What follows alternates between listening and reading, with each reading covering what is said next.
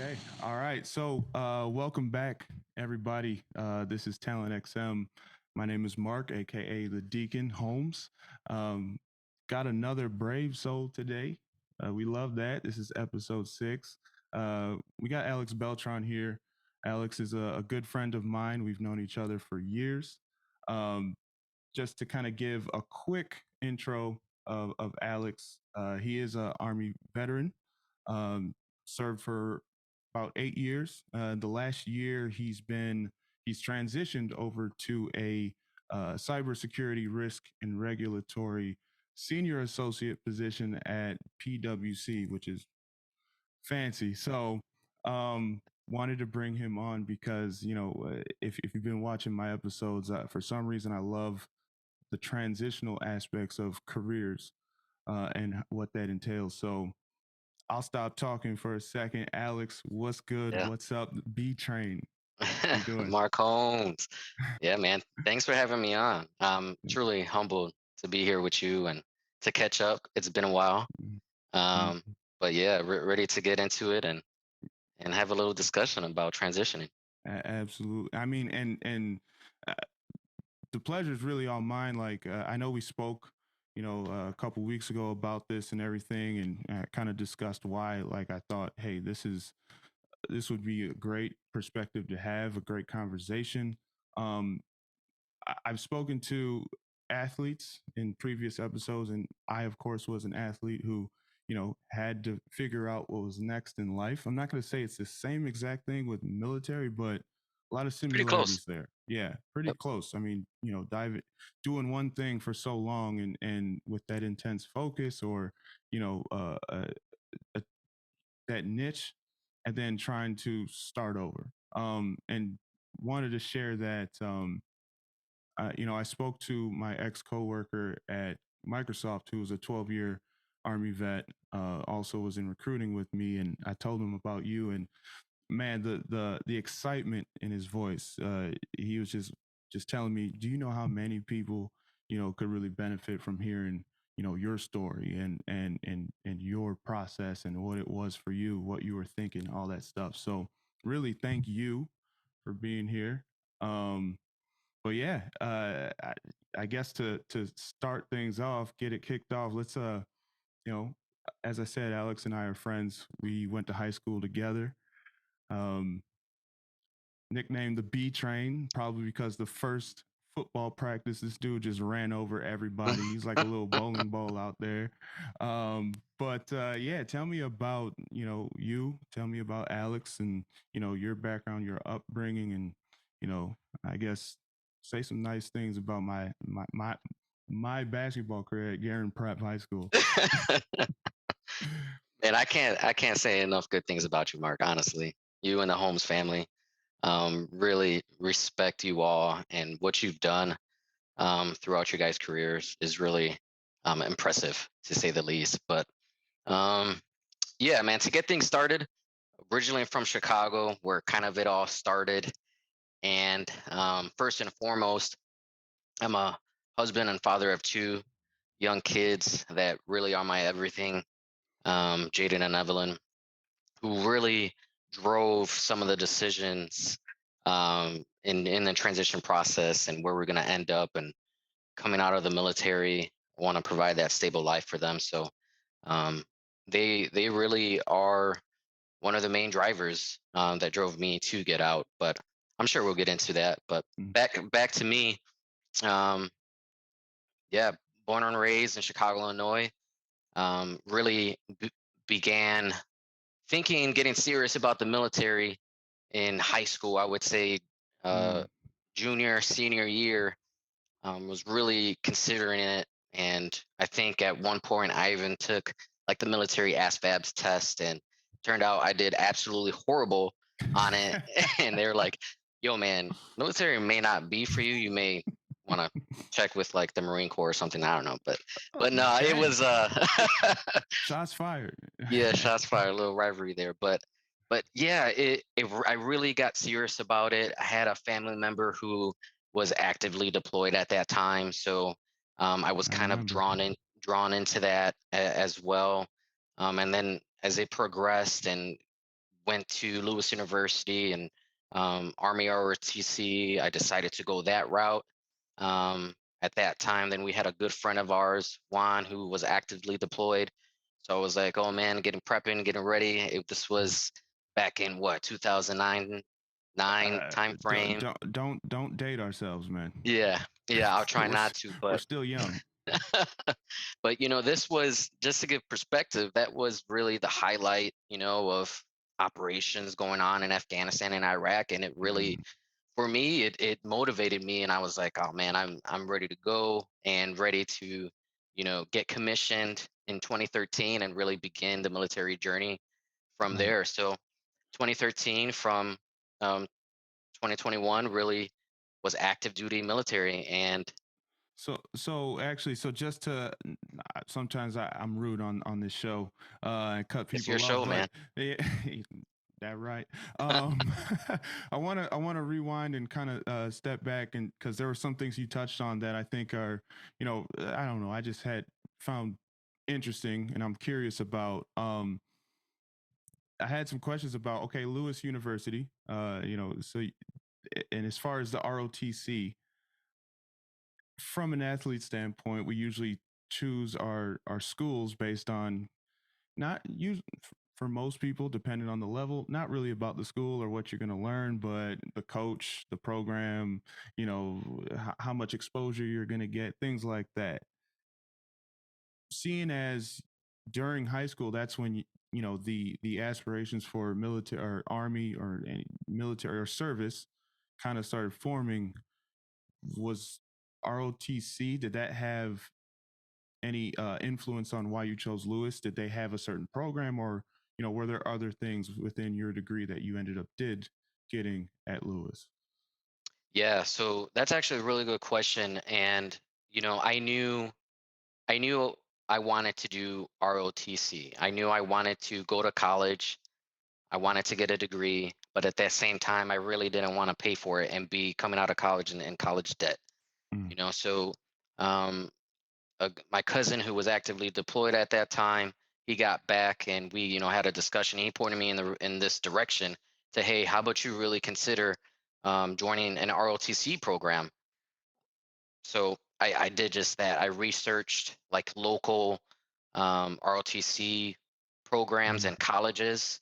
And being in Chicago, there's plenty of them, right? mhm, So what kind of focused me on Lewis University in Romeoville, I was big into aviation at that time, and they have their own airport. mhm, So I was like, I'm gonna go fly. right, Let's go make this happen. And it turned out, I got accepted and fully funded 4-year federal ROTC scholarship. The mhm, kicker was the aviation part. That's an extra like fee added on top of it. That's not covered. mm, So things got reevaluated there. But honestly, Lewis University, great small school in Romeoville, Illinois. That's located about 45 south of Chicago. They mhm. have a great criminal justice department there, so I decided to merge two and study aviation security, which absolutely has nothing to do with the career path that I took. But but Hey, hey, that it's a happens degree. for a lot of us, man. Yep. Yeah, no. With our, this might be a really dumb question, but there might be others who wonder, and I'll look like the idiot here. For ROTC, is that only specific to Army? Because I'm thinking, if you were into the aviation aspects, were you thinking maybe Air Force or like, yeah, Yeah. Yeah. So it is. They do have a Air Force ROTC, okay, and probably I Navy and all that then I too. would, yeah, I would assume Navy as well. But I know at Lewis specifically, they did have Air Force and Army ROTC as well, and ROTC Reserved Officer Training Corps. So basically, you do simultaneously 4 years of college and 4 years of Army training.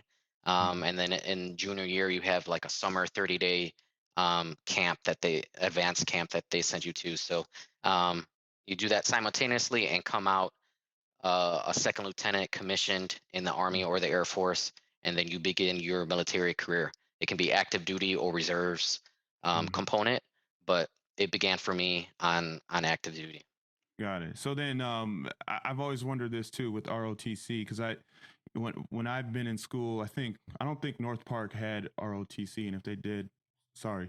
But at Mississippi Valley State, we always saw one thing I really respected was when we were getting up at 5 a.m. and doing all the running and the all the commitment to excellence, right? ROTC was out in the parking lot doing their drills with us. Like not with us, but we saw them working just as much. So was that this type of commitment? Was it? Did you feel like was it clear that you were there for this purpose? All your time was spent really with ROTC class, sleep, eat, the way an athlete would be: lift, run, shoot, basketball, class. Yeah, yeah, man. So it's regimented, right? Like you, just like you have certain obligations that need to be met in order to be successful in a program, right? And just like you guys woke up and got ready for practice, and we did the same thing, but got ready and worked out. And whether that was the and that's day on a daily basis, obviously. And then you also have your labs that they call it, every week. Mm-hmm. And then you also have some field training exercises. So I will say that you, depending on the type of scholarship you get, or if you even that person even has one, you do obviously have some time to think about it, because it's not for everybody. It's Mm-hmm. really not. Like, I really, of course, I could have partied at college a whole lot more, but Mm-hmm. I think my mindset was a little bit different at that time, knowing that I was on a 4 year Mm-hmm. federal scholarship. And when I graduate and commission, I have a job waiting for Yeah, me.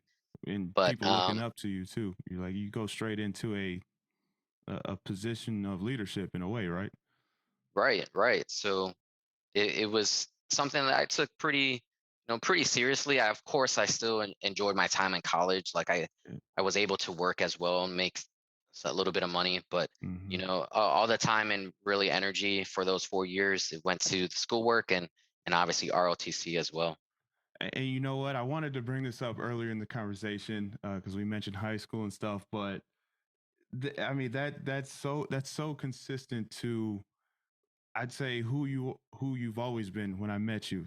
You were Papa Bear to us because we were a bunch of knuckleheads. I mean, everyone has their moments, but you just were always so responsible. It always seemed like, hey, everything I'm focused on something that needs to get done, or some type of responsibility, and I always admired that about you. So Thank you, clearly, man. that has never really changed, and it's a good thing. It's a good quality to have, in case anyone was wondering. Yeah, Um, I appreciate it, man. I really do. 100%. You try. Sometimes I gotta say, what would B Train do when I'm acting up? Stop it.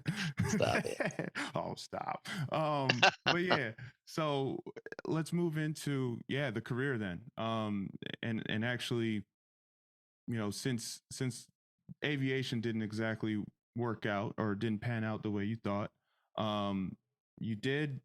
So you doubled majored then in criminal justice, I think I saw, or Yeah, so it's just aviation security. So I got a Bachelor of Science in Aviation Security. And a lot of those classes, they do jive with criminal justice. okay. So So it was really the criminal justice part of it, and on top of that, aviation security. But it is a aviation security degree. okay, and did that influence your, I guess, the decision to go with military police specifically? Yeah. So going back to the person that pointed me in this direction, my cousin Giovanni, he was military police in the National Guard, and so that kind of influenced me to uh, really stay in the criminal justice side, studying it, Hmm. um, which turned out to be aviation security.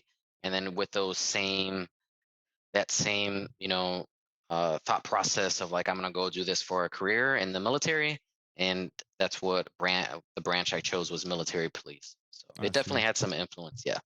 Okay, and that's it's funny you were saying what I went to school for has nothing to do with, but it's funny how that works. I mean, I was a psychology major. I'm no therapist. I don't do psychological studies and things like that, but there was a certain focus within, or a couple classes that dove Yeah. more into HR and recruiting. And actually, same thing here. At the time, I was living with our good friend Andre, um, and he was a recruiter. So to me, it just kind of made sense. And you know, it's, sometimes you just get into things that I don't know was presented to you at the time. I mean, that's hippie deacon speaking. I'll chill out there before I could go a little longer on that. But so what was the, I guess, the responsibilities of military police? Because when anyone thinks of Army, Navy, or you know, any branch within the U.S. military, you think the typical, you know, deployments, soldier, things like that. So, what were the differences here? What were your responsibilities and things like that? Yeah, yeah. So it really depends on the installation that you go to. So um, first off, coming out of training with the Army back in October of 2013, going into 2014. Training for military police is at Fort Leonard Wood, Missouri, in the middle of absolute nowhere. They probably do that for a reason. It's a training installation. Everybody that's there is basically training. Um, but From Fort Leonard Wood, Missouri, went to Fort Carson, Colorado, and Colorado Springs, and so that really began my path towards the military. But as far as like military police specific responsibilities, if you can think about, your local law enforcement where you're located, um, we are the local law enforcement on that military installation or post. So Hmm. it's our responsibility to respond, um, and basically be that first line emergency unit to respond on an installation. And like I said, it really depends on where you're at. Some of Hmm. these installations have, correctional facilities for the Army as well. So up in Fort Lewis, JBLM, they have their own correction facility. So you may be not only working the road, as we call it, Hmm. responding to emergencies, or being you're the that local law enforcement, but you also may have a responsibility of working a correctional facility for the military as well. I see. And you know that I would imagine some people might think, oh, how is there or how are there whole departments for that? For, you know, I mean, because it's for a base or something. But a lot of people don't know posts or bases. They could be quite big. They're basically cities or towns. Is that correct? Probably You bigger, you know, than some towns. Even, well, I'm in absolutely. Chicago, like an hour out of Chicago. There's some very small towns out there. No, yeah, absolutely. I mean, just to give it some perspective, some of these installations, house and serve over, 100 to 200,000 personnel.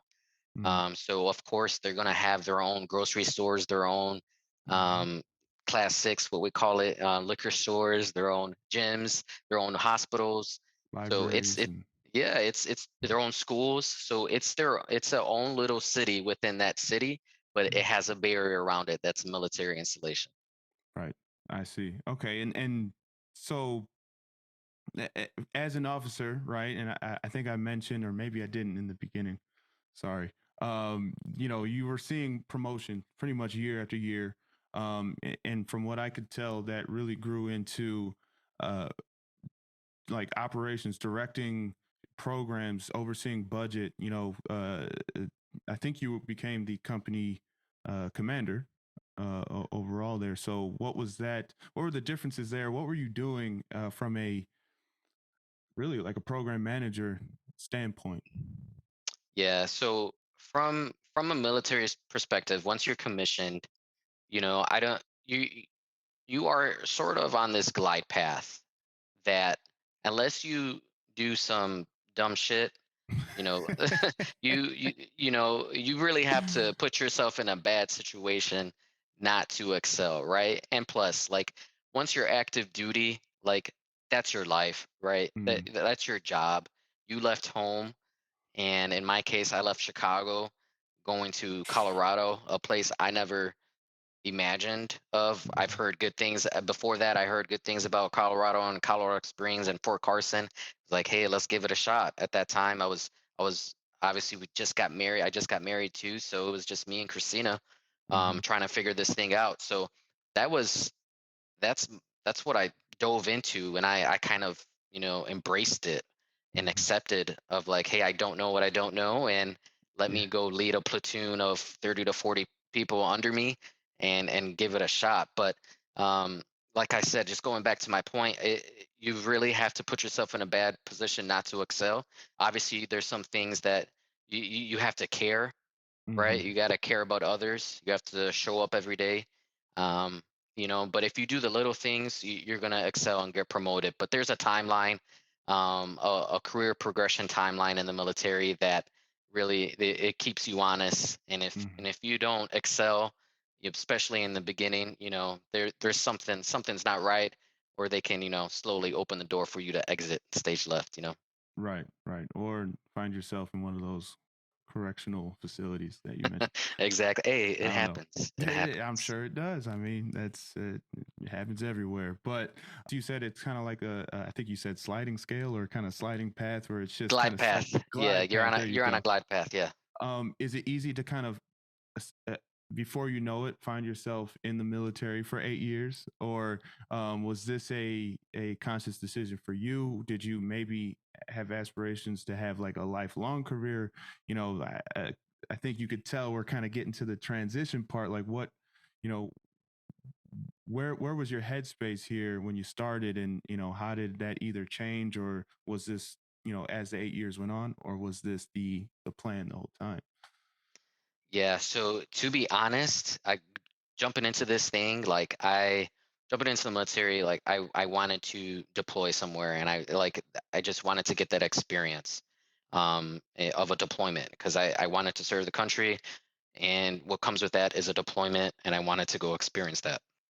Unfortunately or fortunately, the way you look at it, I get told I'm lucky all the time. I was not able to experience that. I was stateside my entire time in the military. So you can look at it two different ways. Oh man, this guy didn't get that experience. Hmm. But at looking back at it, everything happens for a reason. But that's what drove me to get it. And there's been a couple of times where it's like, hey, this things got spun up really quickly depending on the time of the year, um, around the world, and we just so happen to be, hey, this may be the time may get spun up for deployment, and it just never worked out. Mm. So going back into it, I knew I wanted to, you know, um, become a second lieutenant, commission, and lead a platoon. So I did that. It turned out, I wanted to go take command of a military police unit. So went down to Fort Campbell, Kentucky, Air, and we did just that. And at 218th Military Police Company Legion. So I culminated my career with being a company commander, and Mm. I was okay with that. I looking back at it, could I probably still be in and stay in? Yes, of course, but family comes Mhm. into that picture at that point, and it was really need to consider priorities at that point because Mm. now we have kids involved. And don't get me wrong, people do it all the time. People have families in the military and they make it work Mhm. 100%. So I don't want to get that perspective out there that you can't do it, you can't make it work. I give props to people who do it. It's a lot of moving around. Mhm. The kids are once the kids are in school, you're taking them out of school and putting them back in a different location. So I wanted to provide some stability, and it goes back just probably what you were raised on. You want to give your kids a better life than you had, Mm. and I strive to do that every day. I see. Okay. And that's thank you for sharing that, because that's I did kind of wonder, like, where did it start? Like, where did the I guess decision to start the transition start, and why? And it sounds like it's very family oriented, which is admirable. Also, I want to point out that didn't know when it comes to military police. I wasn't sure if it was a conscious decision not to deploy. It sounds like you were sitting there waiting because you wanted to, so it didn't happen because it wasn't your choice, but also admirable. Um, but coming back to, I guess, what you mentioned with family, I understand that completely as, a son of a professional athlete who played in Europe for about 12 years. We used to travel with him. That's why I was born in Spain. I've lived in Turkey, Israel. Don't really remember much of that. My older brothers do, but I think it was once I started kindergarten. We had a decision to make, or at least my parents did. It was either I'm going to school at all these international schools and it's always changing, or we stay home or he retires, all of those things. I think Yeah. what happened was, I think my dad continued to play for 2 more seasons after I started school, but we stayed home, and then after that, that was done. Then, he came back home. So there are decisions to make, especially when kids get older and it's time to create that stable, I guess, foundation for them starting with school usually. So I get that. Yeah. Um, what tell me more about, because I think this is kind of the meat and bones of this conversation and why, we both agreed to do this and why we thought it was important, but like, your mindset, right? As to what was next, what is possible, what was going on through your head? Did you have any, was it excitement? Was it doubt, anxiety, all of the above? And, how did that look for you? I think I Yeah. remember the time. I remember you asking certain questions and stuff. So, Yeah. Man, it was everything that you just said and more. Let me tell you, the transition piece from military to back to civilian career. Some people say it's the hardest thing that they have to do in their entire life, especially if you have some folks that have served over 20 plus years. That's all they've known, right? Like mm, you got somebody to tell you, you're gonna go to this location and serve 4 to 5 years, and then you're gonna go to this other location. Your career is planned out for you, right? So as soon as you mm, decide, or even you're thinking about making that transition, your mindset needs to completely change and focus on transitioning out of the military. mm, And for me, that that took about 2 years, really thinking about it and deciding at that point, and really backwards planning, I would say 2 years in advance to get to that transition point in mm, February of this year, February of 2022. I'm officially out, was officially out. But mm, I backwards planned that and really, had to think about what I'm going to do with my life. Just mhm, because there's certain aspects in the military that may not transition perfectly fine to the civilian sector, um, or the corporate sector. So I once I think that would be I would say that would be my first step, is really getting your mindset right, and it was like, hey, this is what you want to do.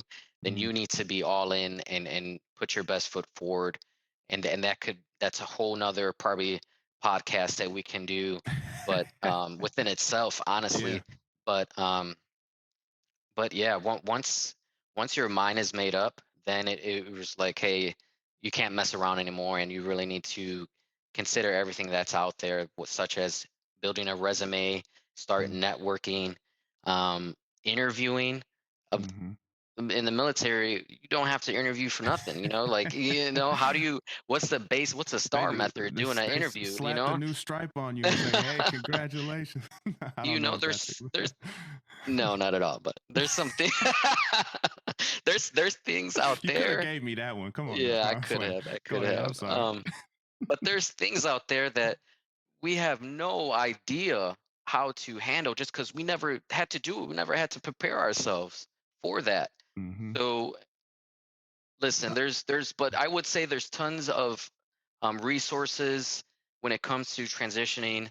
And if somebody's out there listening and watching this and thinking about it, get on LinkedIn, start looking up military transition, and there's tons of resources. If Mhm. anybody has any questions about it, please reach out, because obviously, once a veteran, things, your Hmm. perspective change, and you want to help others just because you've been through it. And it wasn't easy. It was not easy at all. Right. But I'm grateful for the opportunities that and the doors that opened, and I took advantage of them. For sure. And I'll definitely link, put your LinkedIn once this is all done so that people can reach out to you if, they have questions, anything like that. But, I'm curious, once you mentioned like once you started considering this, um, is it a common thing that, people tend to make this consideration? They want to transition out, open up a new chapter, but don't give it enough, I guess, how would you say, intent Yeah. towards those steps, and they end up just, it gets pushed off, and it continues to snowball from there. Like, um, is that a common thing? Yeah, honestly, it is. I've known people that, every year they're like, "Hey, I'm gonna go submit my refrat packet," which is basically, if you're an officer, you have to submit a resignation packet, Hmm. that's got to get signed off by your chain of command and get sent to the Pentagon, and it's got to be blessed off on because I had certain contract obligations that I had to meet. So it's Hmm. basically like a checks and balances. Make sure, hey, this good is good to go to leave the army. Oh no, Hmm. wait, you owe us a couple more years or something like that. But yeah, people were like, hey, yeah, I'm gonna go submit my resignation packet every year. They've been saying that every year, and they just never get Hmm. around to it, just because the stability of the military career is Hmm. awesome. Right. You are provided uh basic allowance housing. You if you live on post, you have housing. Hmm. There's so many good benefits that come with being in the military. And once you out of the military, there's some too that veterans need to take advantage of as well, as far as filing a VA claim and getting that process started up. Um, but yeah, I would say that you know So, during the eight. Sorry. well, I was gonna say, I mean, so then it sounds like the, you know, for this period, the most important thing is, yes, it's the thought of it, the aspiration or the goal, and but it's really about the momentum, Yeah. and not and staying consistent with it, and really just immersing yourself in it and committing the commitment, that this commitment for you mentioned like backwards planning, right? 2 years ahead. I saw that while still in service, you got your master's in cybersecurity. I don't remember the full title, but Yeah, it's so it it's wasn't it yeah. wasn't in cybersecurity though. Oh, Yeah, so it was not in cybersecurity. It was in business security and organization management. So okay. yeah, so it was a part of when I was in captain's career course for the military. Basically, it's a 6-month course, and I had this opportunity that you can use some of those credits from that course Hmm. to get a master's degree as well. So I did that simultaneously, but to your point, it was not in cybersecurity. Okay. My apologies. I should have fact checked a little bit better, but that and It's this all was good. this is all free, right? Um, so what came with that was if you do a master's program in the military, in my certain circumstance, if you use tuition assistance from Mhm. the military, it's called an ATSO, a additional duty service obligation.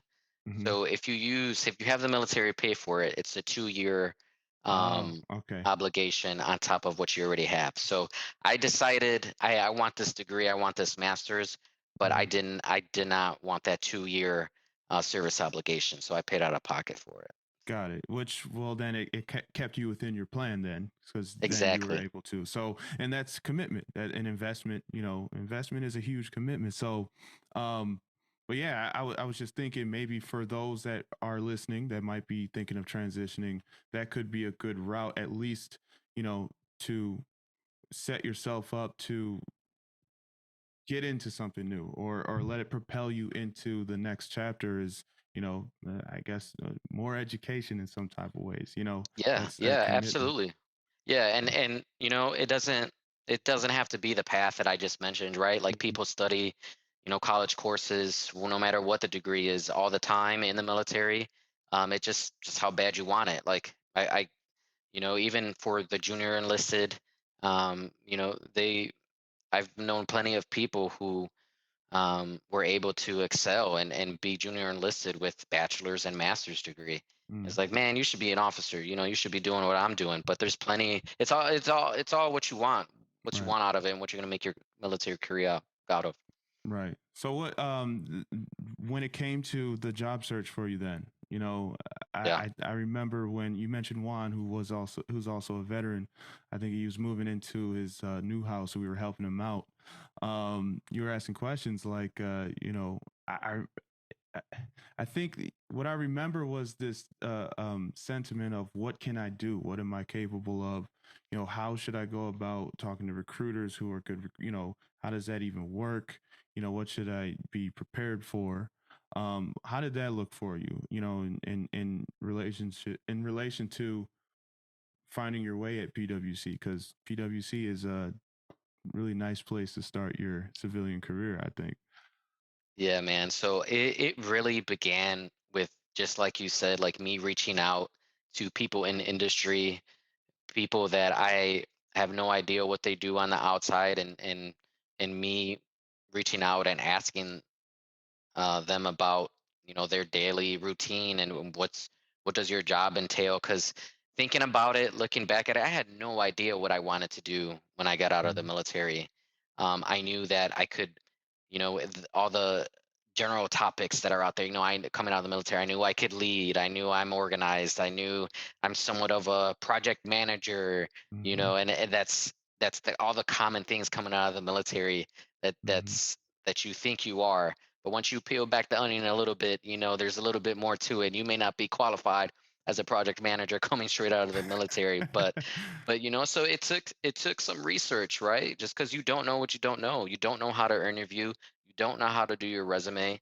It takes time and really self-development in those areas. But I would say, don't do it alone. mm, If you're somebody transitioning out or thinking about it, start talking to people.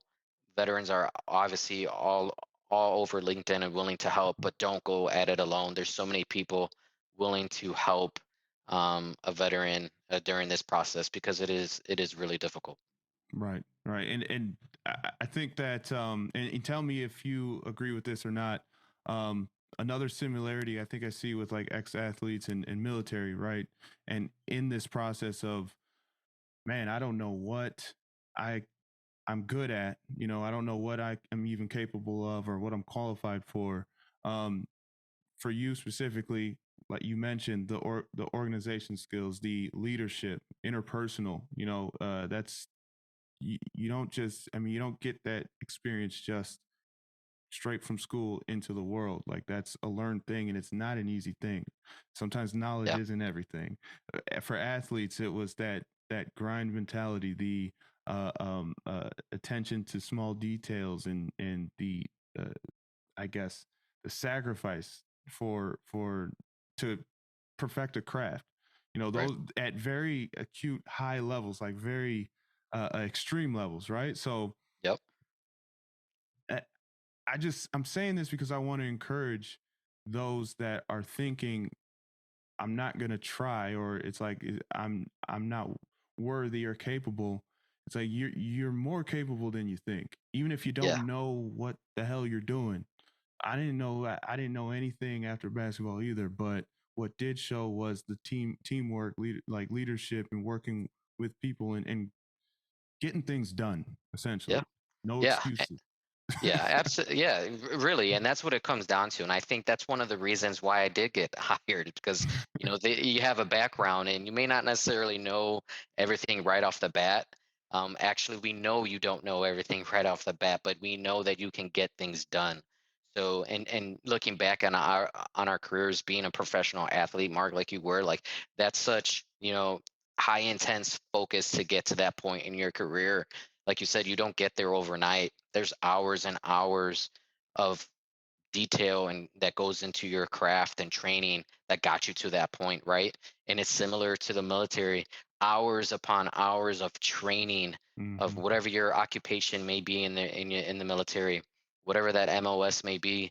Um, you go to training for that, and that's your life, that's your job, that's what you're meant to do. So if you were able to get deployed, you can do that in an environment other than in the United States. But yeah, to your point, there's definitely some similarities there, but I would just say that, um, you know, looking back at it, continue to expand your network as much as possible if you're making that military transition, or if you're thinking about it, because you never know who's out there that may be able to Hmm. help you out.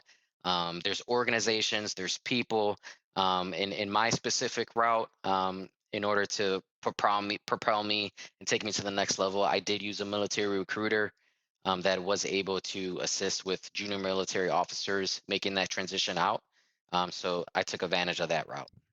Awesome. No, yeah, and I think offline, I'm gonna ask you for any links, any websites, any contacts that you've used that you're open to sharing with me, so that I can make sure that this is all visible for anyone in these positions, anyone that's looking, and let me also point out to any recruiters out there. Um, because I know how it goes. I was a recruiter for 4 years. Maybe I go back to it. I mean, economy is rough right now, but I know when you see military background on resumes, you start thinking, oh, let's move on to the next, because you don't want to take a chance, don't want to take a shot.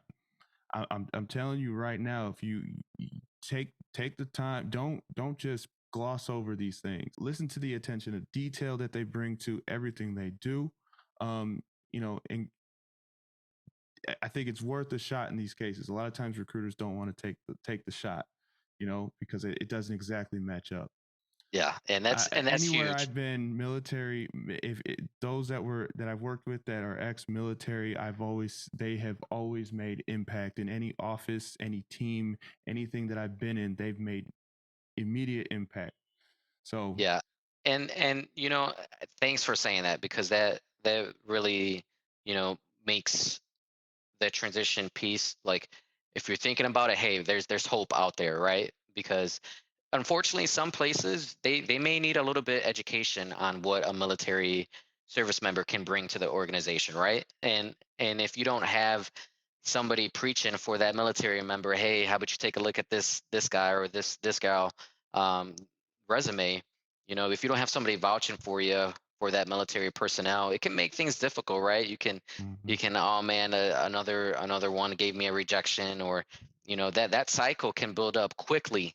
mhm. And there's if you can find an organization that's vouching for that military member, or they have certain programs or certain military outreach programs for that organization, that's only going to excel, and you should definitely look into that type of stuff. Yeah, I completely agree. I've seen it happen, even in my recruiting. I always liked having those conversations, because maybe it was just kind of like in this case. I just was interested to dive into the psychology or the mind of someone who is so dedicated to excellence or a higher standard. Good isn't good enough. Someone I wanted to just and see where it can relate, and it's like, hey, let's try to get you an interview type of thing. So, um, really great words from Alex, the B train here. I think that pretty much covers everything. No, Yeah, man, I think so. right, It was awesome being on with you. If anybody has any questions about the military transition, or thinking about ROTC, or if you have kids that are thinking about it, please reach out. You can find me on LinkedIn. Always willing to help. Anything when it comes to the military, please reach out. for sure. I mean, I would say reach out to me as well, but I really don't know nothing about nothing. I just speak. The deacon just speaks. But yeah, other than that, I think I'm gonna let you get back to your day. I hope it's nice and warm in Tennessee. It's freezing here in Chicago. So I mean, come back whenever you want. Um, but yeah, that's Talent XM. Check out the website, talentxm.co. If you're interested in having a conversation, contact information is in there. I'm waiting for you. But yeah, Alex, it's nice to talk to you. Yes, sir. I think that's it. Peace.